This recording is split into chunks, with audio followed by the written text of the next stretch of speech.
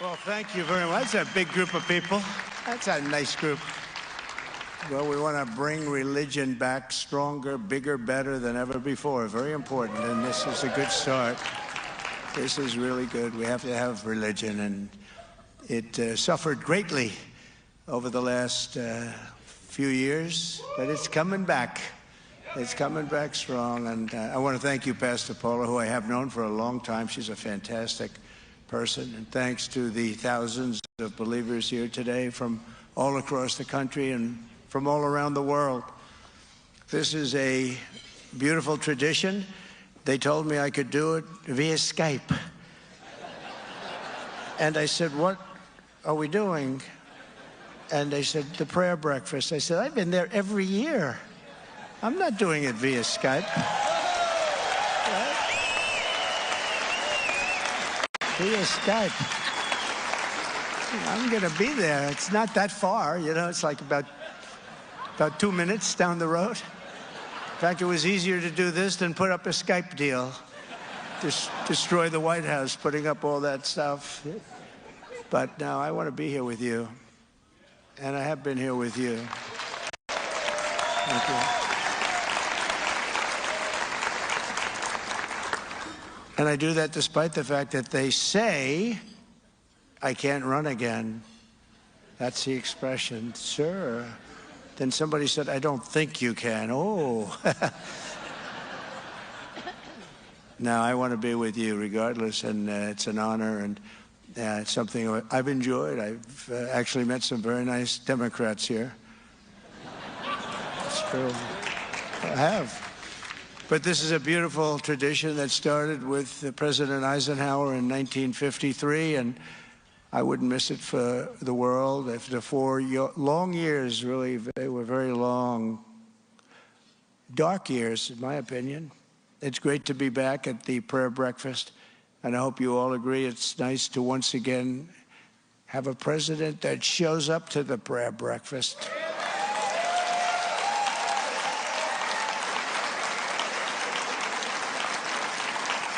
And that agrees to be interviewed for the Super Bowl. I'm doing that too.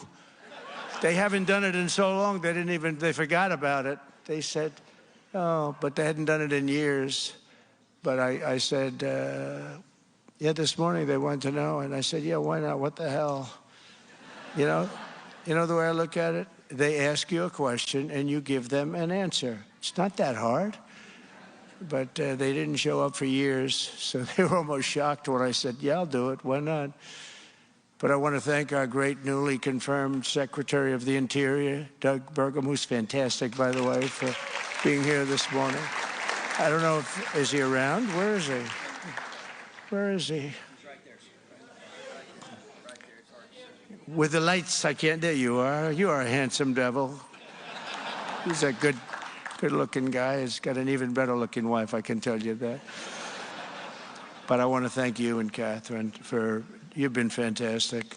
I knew immediately, he was running in a group of people, and I spotted him immediately. I said, that guy's a winner.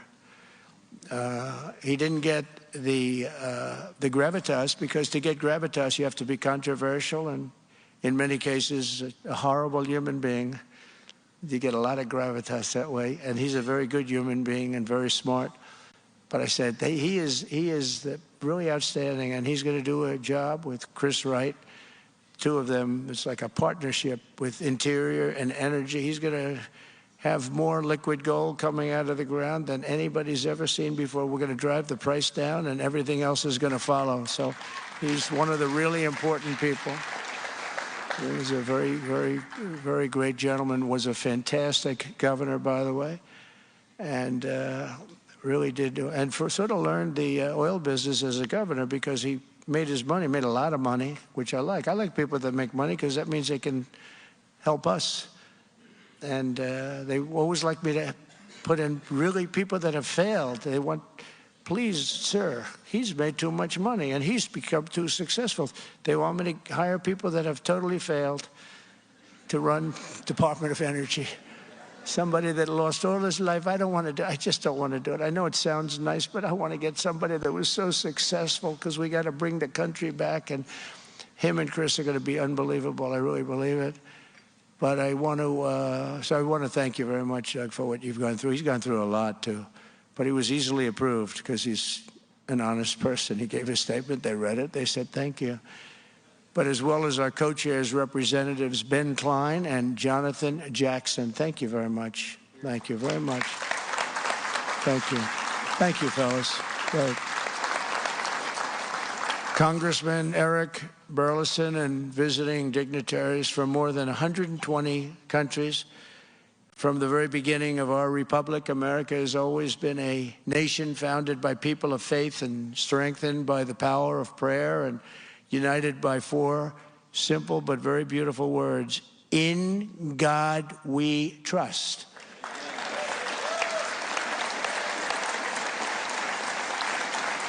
And you all know there was a movement to get that out. I said, no, wait, don't bring it up. Don't bring it up. I don't want to hear it. There was a movement. We don't want that because we shouldn't be mentioning God. You know, there was a very strong movement, just like they don't want to say Merry Christmas, but now they say it. Remember in 2016, I was a whole big part of my campaign. You're going to say Merry Christmas. Well, now they do it again. But we... I don't know if you've been watching, but we got rid of woke over the last 2 weeks. Woke is gonzo. Despite the other side stealing hundreds of millions of dollars to promote woke. Did you see what happened yesterday where they found hundreds of millions of dollars of money was fraudulently given to newspapers and, I guess, Politico? I don't know. They're here. Good. I hope you're enjoying your breakfast. No, they gave money to all this out of U.S. aid, right? U.S. AID. It came out hundreds of just tremendous amounts of money, had nothing to do with anything. This is a terrible thing that was experienced, but we're catching them left and right. We're catching them. We're catching them to a point where they don't know what the heck is going on. They can't believe they're getting caught. And I have great respect for the people that are doing it. Elon Musk is helping us on it. And he's pretty good. He's pretty good. He's pretty good at it. But the numbers are astounding. They're astounding. Even Doug was shaken up by what he heard. Do you believe that, Doug, what you've been reading? It's just very dishonest stuff. But it was faith that led the pilgrims to cross an ocean and settle this majestic continent, and we're going to keep it majestic. It was belief in our Creator that moved the patriot farmers to stand strong for their liberties at Concord Bridge 250 years ago this April, and we're going to have a big party next year. And we have the Olympics coming in, and we have the World Cup coming in, and we have the 250th year celebration, all three. And you know, when I was president, I got the Olympics and I got the World Cup. 250 years I had nothing to do with. It just happened to be. But it all came due the presidency after what should have been mine. It really should have been. And they had a little election that, let's just say, didn't work out too correctly. A lot of things have been found out about that. But so I got forced to run again, and I ran again. And now I have the Olympics, I have the World Cup, and I have 250. So I said, this is interesting, you know. When I got them, I said, you know, the only bad thing about the Olympics is I won't be president. The only bad thing about getting the World Cup, I worked hard to get the World Cup because everybody wants it. Everybody wants the Olympics. But the only bad thing was I said, you know, I won't be president, and I might not, you know, when you're not president, you might not even be invited. I said, isn't it sad? Then all of a sudden I run and I win, and then somebody says, sir, you're going to have to start thinking about the Olympics. I said, you know, you're right. I never thought about that during the campaign. I'm going to be here for the Olympics and the World Cup. How about that? God works in very strange ways.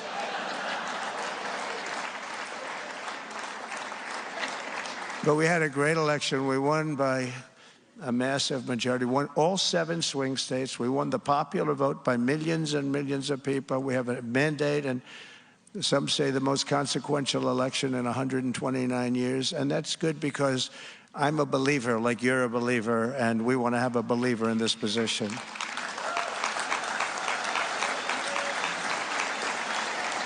And it was confidence in America's God-given destiny that pushed the pioneers to journey west and led Americans to end slavery, crush fascism, defeat communism, and conquer every single challenge that we faced. And they were very great challenges. Now it's the same time, I have to remember, unyielding faith in America's mission that inspires us to make our country great again. And soon it will be greater than ever. We're doing really well. We're doing really well. It's, I think in 2 weeks they're saying, I'm reading it, so I'm not even saying it, but I feel it, that we've done more than just about any president ever. The first 2 weeks have been probably, they say, the most successful 2 weeks in the history of any presidency.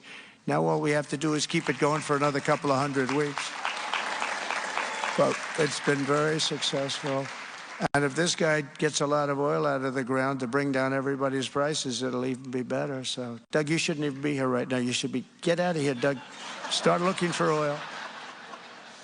After years of decline, Americans are reasserting our true identity as a people ordained by God to be the freest and most exceptional nation ever to exist on the face of the earth. But we weren't that for 4 years. I don't believe we were. And we're getting there very soon, very quickly. I'll be able to say it, and we'll be able to say it again. As I said in my inaugural address 2 weeks ago, a light is now shining over the world, the entire world. And I'm hearing it from other leaders. I'm hearing it from leaders that have traditionally not been on our side, that there's so much more, there's such a good feeling in the air, so different than it was just a short time ago. Because here in America, we are once again a nation that believes in ourselves. We believe in our destiny and trusts in the providence of Almighty God. And I can tell you the opposite side, the opposing side, and they oppose religion, they oppose God. They've lost their confidence. They've lost their confidence. It's a different group of people than I remember. Over the past 2 weeks, our strength has been restored, our spirit has been revived, and a new national momentum has been sweeping across our land. The golden age of America has officially begun.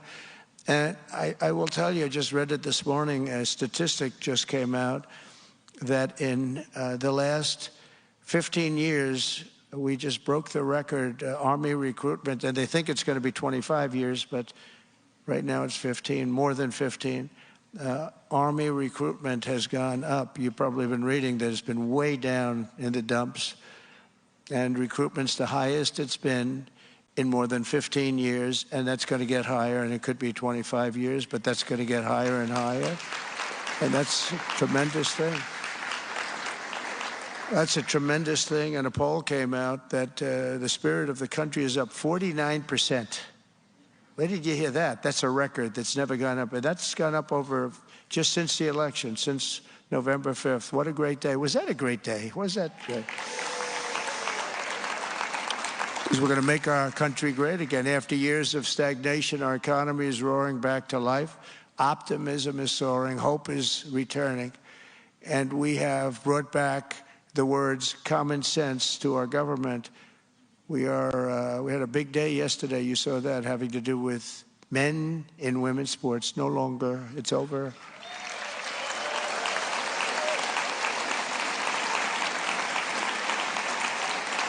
But we're going to be securing our borders, defending our freedoms, and restoring the principle of meritocracy. Merit. We're a merit-based country again. And we have a Supreme Court ruling to that effect. Nobody thought that was going to happen. That was a great ruling. It didn't get the kind of notoriety that other things get, but in its own way, it was just about as important as anything. It gave us the right to go back to a merit-based. We're a merit-based country now. It's based on competence, intelligence, and based on ability and all of the things that really can make a country great. Around the world, America is being respected again, and you are already witnessing some very incredible results. Just days before taking office, my team negotiated a breakthrough ceasefire agreement to stop the bloodshed and killing in the Middle East and return the hostages held captive by Hamas back home to their loved ones. And as the Bible says, blessed are the peacemakers. And in that end, I hope my greatest legacy, when it's all finished, will be known as a peacemaker and a unifier. I hope that's going to be true. You know, when I left, we had no wars, we had no problems, we had no inflation, we had no, all we had was we were going to go just up. And I came back. We have Russia, Ukraine. We have the Middle East has exploded. All of these things would have never happened. We have inflation that was the worst in the history of our country. But we're joined today by several brave families whose loved ones were taken hostage during the October 7th horrible attack 16 months ago. And I know I speak for everyone here today when I say that we're keeping you in our hearts and our prayers. And please stand if you are one of the people who have been so gravely affected. Please stand. Thank you.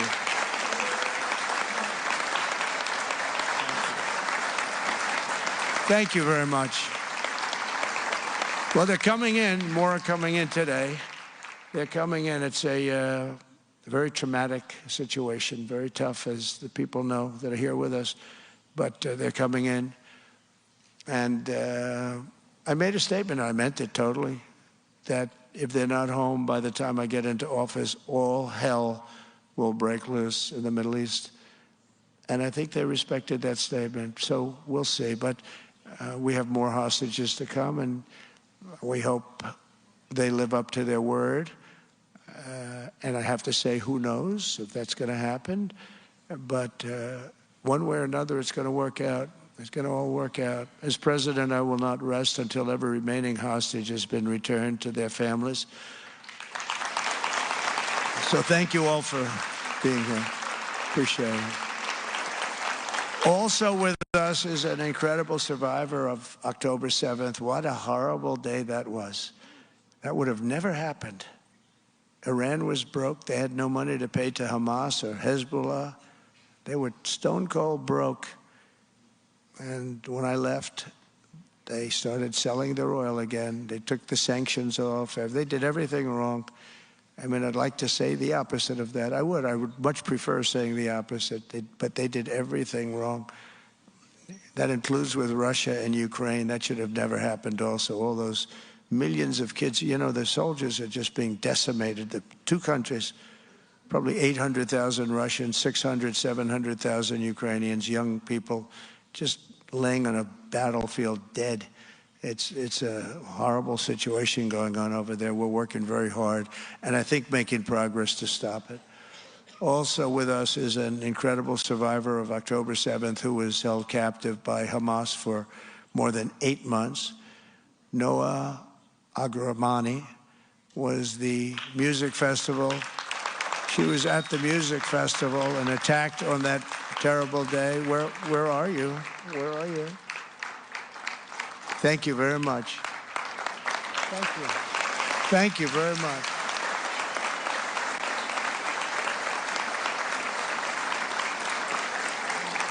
That's great that you're here. I watched you on television. I don't know what you're doing, but you look like a much younger person. I don't know what the secret is. Please give it to all of us. For 245 harrowing days, Noah showed unwavering strength and courage and faith as she endured the unendurable, really, what she went through. But by the grace of God, she was rescued by the Israeli Defense Forces, and now she's come back to pray with us this morning, and it's such an honor to have you, and you're really an inspiration, Noah, to all of us. Thank you very much.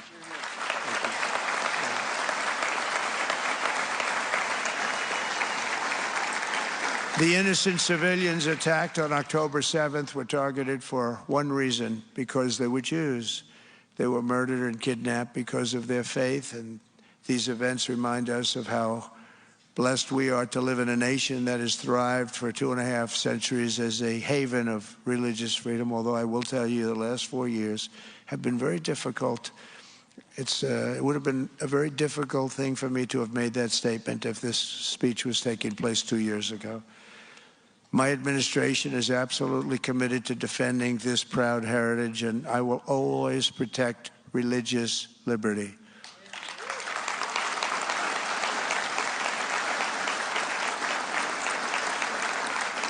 And that is why today I'm on and really honoring a lot of people, but I'm announcing that I will be creating a brand new presidential commission on religious liberty. It's going to be a very big deal, which will work tirelessly to uphold this most fundamental right. Unfortunately, in recent years, we've seen this sacred liberty threatened like never before in American history. There's nothing happened like the last 4 years. What's happened with so many things have gone bad, but religion, what they've done, and the persecution that they've executed have been just horrible. For example, most of us would not have believed it possible that a grandmother with a severe medical condition, quite elderly woman, would be put in jail for praying here in America. She was put in jail because she was praying.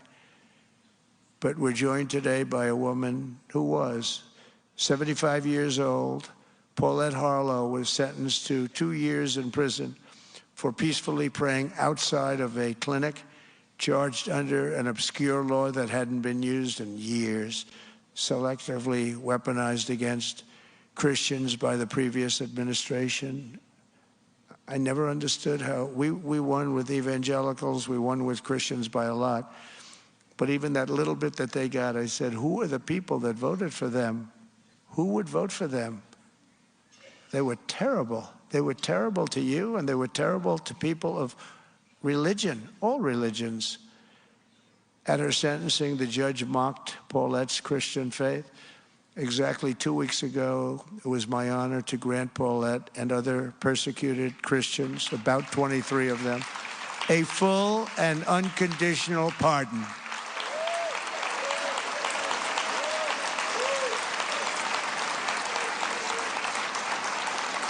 We got them out of there. We got them out. They're so clean now. You know those pardons? You're so clean. There's nobody so clean as Paulette in this whole room. She was just, oh, she got a little lucky, didn't she? Yeah, she got lucky that I won that election. But she was going to be in there for a long time, right, Paulette? But what happened to you must never, ever happen again in America. So I want to thank you very much for being here, Paulette. Thank you. Thank you. Thank you very much.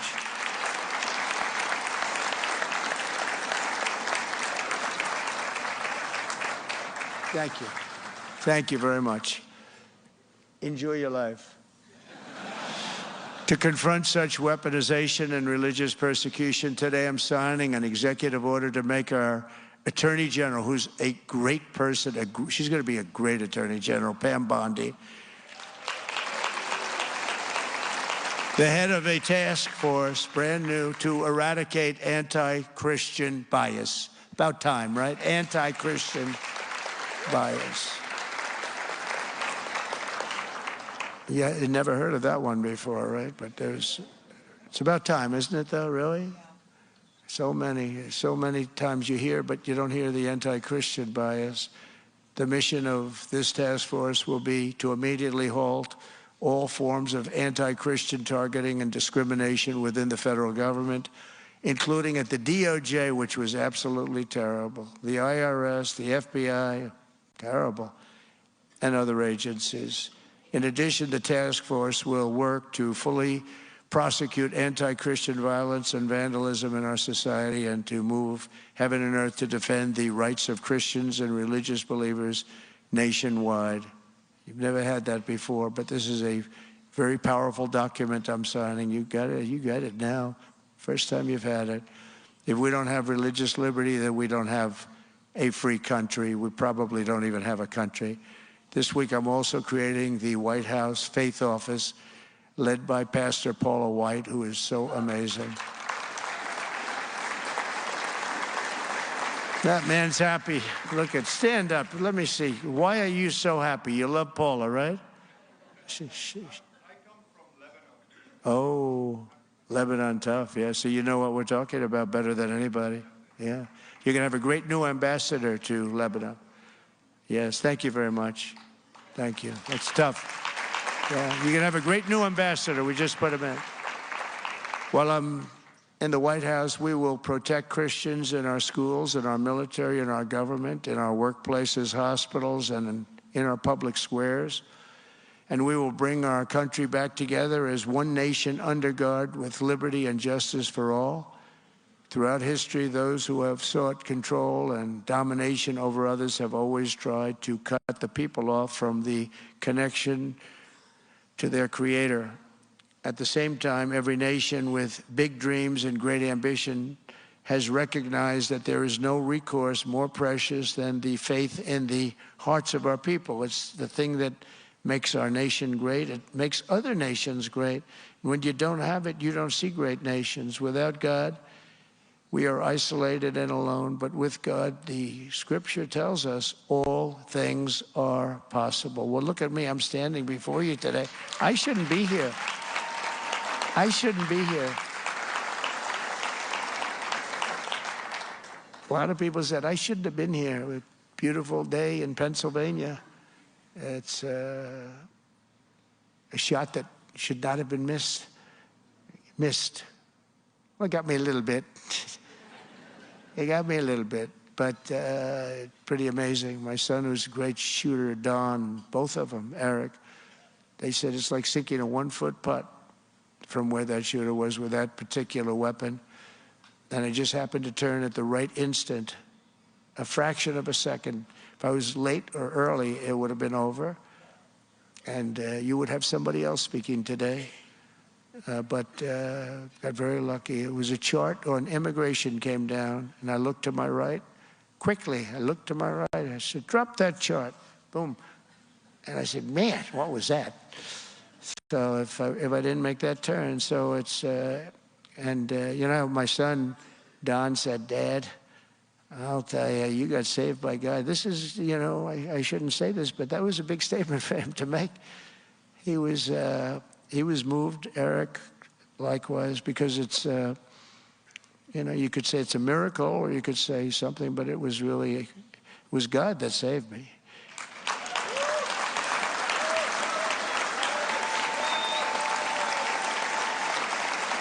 Thank you. But even in the dark, thank you.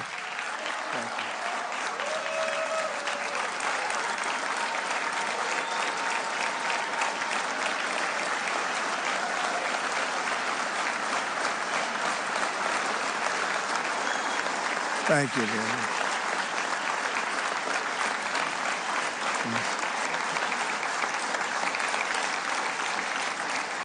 Thank you very much. That's very nice. Even in the darkest moments, hope is never lost. And 2 weeks ago, I went to a small town in North Carolina. What a great place North Carolina is. We love North Carolina. We won that thing 3 times. We won the primaries. We won the elections. We won it. And my daughter-in-law, Laura, is so incredible. She comes from North Carolina. She did such a great job. They love her in the state. But we've had great luck there, and I reciprocate. And it had been virtually destroyed, the whole state, this Hurricane Helene. It was a heavy water hurricane, the water like nobody's ever seen. And lakes were built in areas that were always dry. And the people had lost everything they owned. There were numerous people, many people dead. FEMA under Biden was a disaster. They were almost not even, they essentially weren't even there. They'd been abandoned by their government. And seeing their friends and neighbors swept away and die, saw many of them. One of those I met was a pastor named Ramona Nix, really good woman. Her congregation is small, but they had just purchased a brand new church, beautiful church. She said, people asked her, what are you going to do with this big building? It was such a good, beautiful situation to be in. And then came the hurricane. And she looked at them, she said, only God knows. Just 1 week after dedicating that church, the storm hit their little town, and the pastor's church became a lifeboat for a community that was just displaced. The church withstood the storm, one of the few buildings that did. Before the end of the week, the sanctuary was so packed with supplies that it was hard to walk. Everybody from all over the country was sending her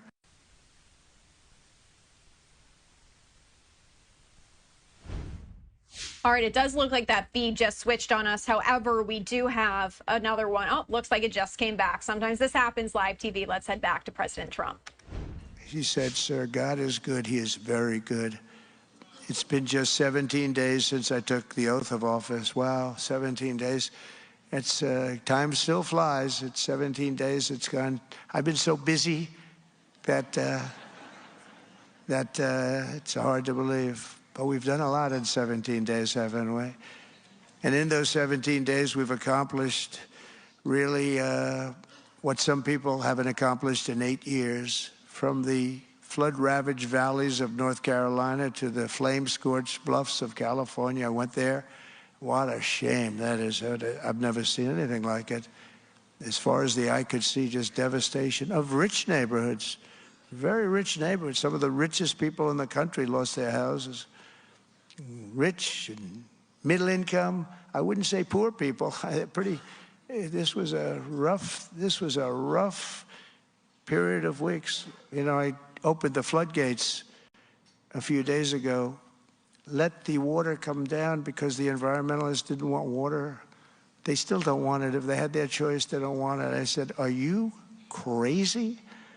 And I'm sure you've seen it. The water comes down from the northwest parts of Canada, I guess, but the Pacific Northwest, and it comes down by millions and millions of barrels a day. And I opened it up. It wasn't that easy to do, but I opened it up, and it's pouring down, and it's a beautiful thing. And it should have happened. I told them to do it in my last term. They didn't do it, but now we just did it. They didn't want to do it, but we did it. But from the gang-ridden streets of our inner cities to the war-torn lands of the Middle East, we're working urgently to restore hope and prosperity, safety and peace all over. Every single day of this administration will act with purpose and historic speed, because like that pastor in North Carolina, we know that God is good, our future is bright, and America's glorious destiny is just within our reach. And so together we will make America stronger and prouder, safer, freer, greater, and more faithful to our God than ever before. And I just want to thank you. You're very, very special people. You're great people. It's an honor to be with you. And I will see you again next year. Okay? Thank you very much. God bless you all. And God bless America. God bless you.